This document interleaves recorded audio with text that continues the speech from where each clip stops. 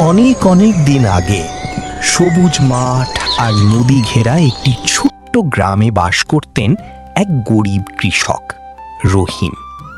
তিনি ছোট্ট একটি জমিতে চাষ করে স্ত্রী আমেনা ও ছেলে রুবেলকে নিয়ে কোনো মতে সংসার চালাতেন।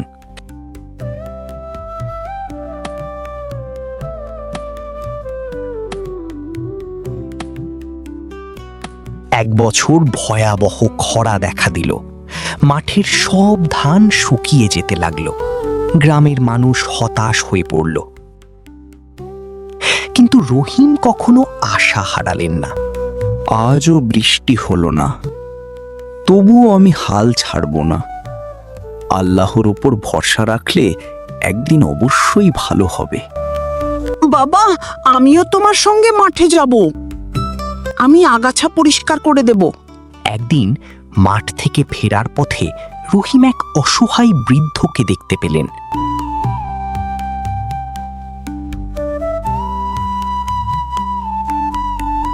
বাবা, আমি খুব ক্ষুধার্ত।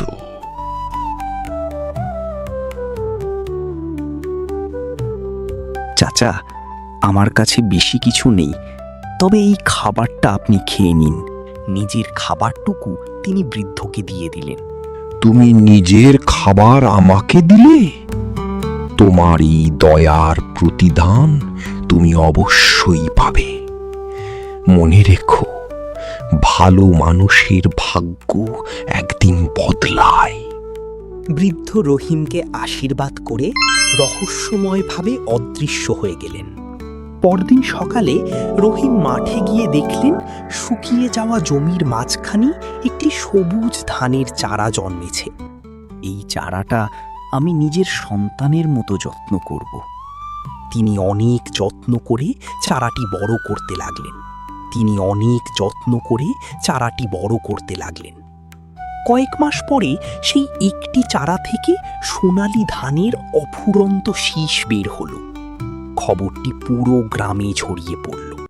রহিম, তোমার জমি আমাকে বিক্রি করে দাও। যত টাকা চাইবে আমি দেব। ক্ষমা করবেন জমিদার সাহেব, এই জমি আমি বিক্রি করতে পারবো না। এই জমিতে আমার ঘাম, কষ্ট আর স্বপ্ন লুকিয়ে আছে।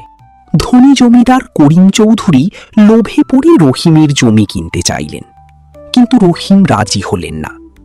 রাতে জমিদার ধান চুরি করার চেষ্টা করলেন। তুমি আমার কথা ফিরিয়ে দিলে? আজ রাতে ধানগুলো আমার গুদামে আসবেই।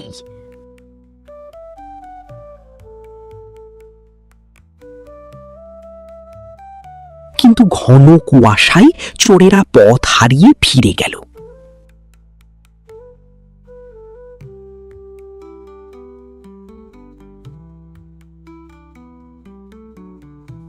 এ কি, চোরেরা কিছুই আনতে পারল না।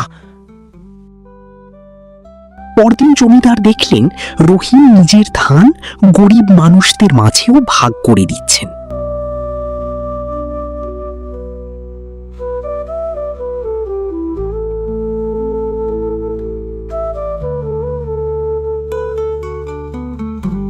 রহিম, আমি ভুল করেছি।